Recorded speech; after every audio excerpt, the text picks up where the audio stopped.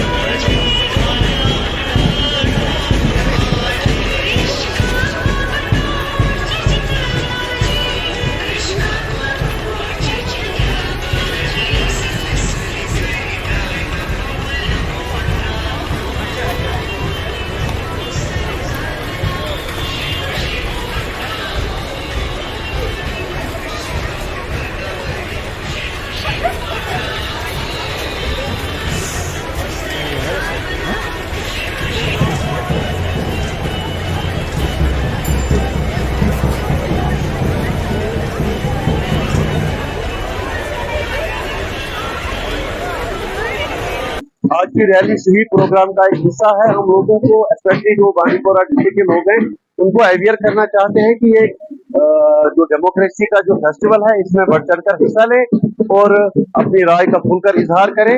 तो ये उसी का एक हिस्सा है। ये यहाँ से निकल के निशाद पार्क तक हो जाएगी।